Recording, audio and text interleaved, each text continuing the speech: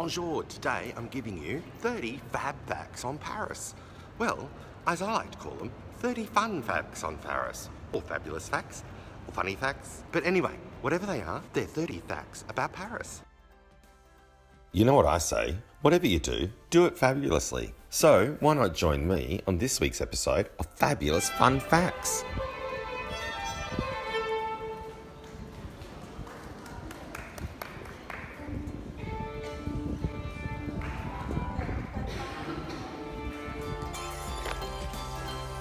Please don't look these up on Google and come back to me to tell me I'm wrong. If I'm wrong, I'm wrong. Let's get started on my 30 fab fact. Number 1, do we need numbers? Let me know. Do you need numbers or do you just want to get right into it? Paris was originally a Roman city, not Egyptian by the little pyramid behind me. No, Roman. And was originally called Lutetia. Anyway, I'm glad they changed it to Paris, because I can't pronounce Lutetia, can you? Lutetia was actually located just out at Notre, another place I can't pronounce. I go there regularly for my grocery shopping. That's a fact you didn't need to know, isn't it? Look, there'll be loads of those. The residents of Lutetia used to call themselves Parisii, hence the name Paris. Thank God they didn't go for parasites. What would we be living in now? Parasitia? Speaking of names, there are actually 38 cities throughout the world called Paris. There's one in Texas. Apparently, there's another one in Panama and another 28 different places. We should all be lucky to live in Paris. Some Japanese tourists have to be actually sent home from Paris. They get what's called the Paris syndrome. They come to Paris, they've got such high expectations that it's one of the most beautiful and lovely places in the world, and everything's so French. And they get here, and the reality is, well, it is the most beautiful and wonderful city in the world, but they just can't cope. So they get sent back home with Paris syndrome. The oldest bridge in Paris is actually right behind me. It's the Pont Neuf, which translated is the new bridge. So, it goes without saying, everything old is new again. Speaking of things behind me, see these trees? Well, there's 470,000 trees in Paris. How do we know that? Because each one is marked and referenced. 2.8 million people apparently living in the inner suburbs of Paris. But if you include the outer, it's about 8 million. But still, this is not the most populated French-speaking city in the world. No, that title goes to Kinshasa in the Democratic Republic of Congo. It has 10 million people and now surpasses Paris as the most populated French-speaking city in the world. I'm standing in the shade from the obelisk at the Place de Concorde. One of the interesting facts about this is that it's not just a great place to Pokemon Go. Apparently there's a really cool one here. That's what they're all trying to get. I thought they were just standing in the shade. But in actual fact, there are Roman numerals placed all around the Place de Concorde. It's a massive sundial and a really good place to go get your Pokemon Go's. I'm here at Concorde metro station, line number 13. Oh, sorry, line number 12, the dark green one. Behind me you can see a whole lot of tiles, letter by letter, inscripted on the wall. They are in fact 1789 Universal Declaration of the Human Rights. It's a piece created by artist Francois Chen back in 1990. Letter after letter, the text sprawls across the ceiling and the walls to create the exact wording on the Universal Declaration of Human Rights. Each one of the statues behind me around the fountain at the Place de la Concorde represent a major French city. Yep, that's right. We have Lille, Strasbourg, Marseille, Nantes, Lyon, Brest, Bordeaux, and Rouen. The French resistance cut the cables to the Eiffel Tower to stop Hitler from visiting it. The 1,500 steps were way too daunting for him to do. The Eiffel Tower, just there behind me, you know, that tall thing on the right, apparently isn't the most visited place in Paris. What is? The most visited attraction in Paris is not the Louvre, nor is it the Eiffel Tower. Nope. The most visited attraction with 14 million people on average coming to see it every year? Yep, it's Notre Dame.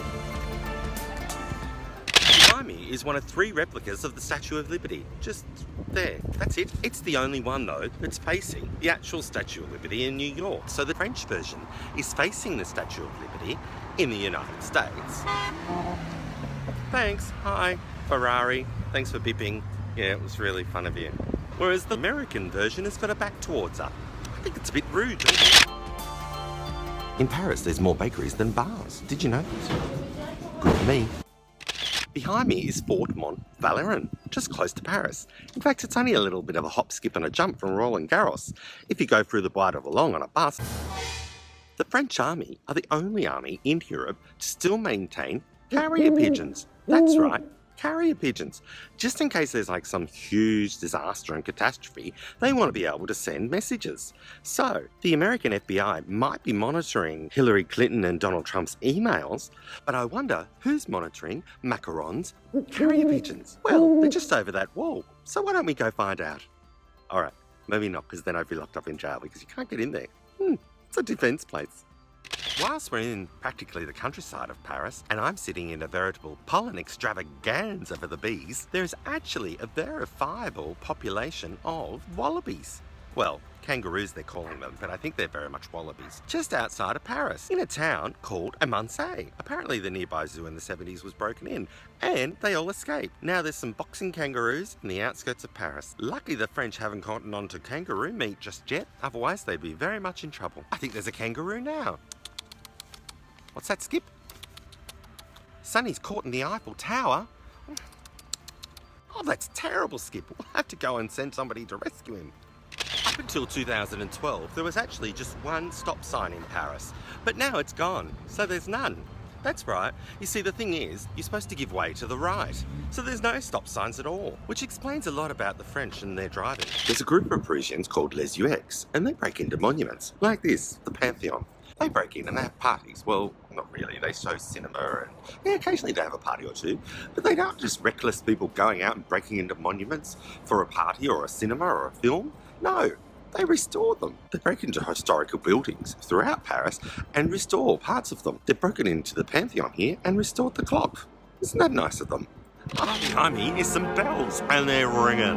Yeah, that's right. Did you know that the main bell of Notre Dame weighs 13 tonnes and is called Emmanuel after Macron? Well, not really, probably not, no. Anyway, I hope you can hear me with all these bells ringing. Underneath me are the catacombs. The spooky catacombs are only just a small part of this subterranean treasure underneath Paris. The tunnels are actually the remains of hundreds of years of mining underneath the city by the Luteans. I don't know about that one. But now the tunnels have taken on a life of their own. Not just a tourist attraction, they're also the home of raves. Yes, apparently young people still rave.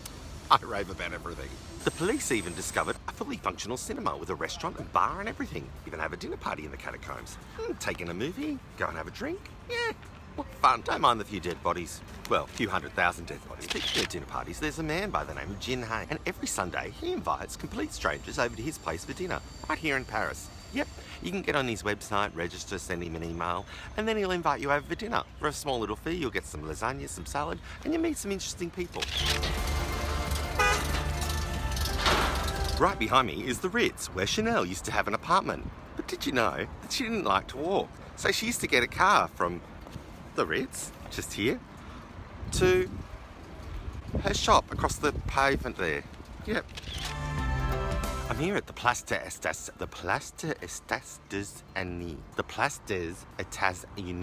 Oh my God, I think I just got it right. The Place des États-Unis. I'm here at the Place des États-Unis, which had the unfortunate name previously of the Place des Bitches. B-I-T-C-H-E-S. I kid you not. Thank God they changed the name. Speaking of Americans, Tom Cruise. Apparently, the Paris City Council passed a resolution to stop him from ever becoming an honorary citizen. It's the law. Good on you, the French. Yeah, I love them. So, poor Tom, you'll never get the keys to the city. Sorry. 6100 streets in Paris, or rues as they like to call them, Rue de Degrés is the shortest one. Yep, at 5.75 metres long, these steps are the shortest streets in Paris. I'm at the front of the Rex Cinema, which is one of 400 cinemas in Paris. A quarter of all those cinemas are actually run by the government. In film, on average, there's 10 commercial and film shoots a day in Paris. Be free to shoot a film in Paris, unless of course you're filming in a garden, a swimming pool, or a museum. Then you have to pay a fee. But apart from that, you're good. So, George Miller, I'm ready for my close-up.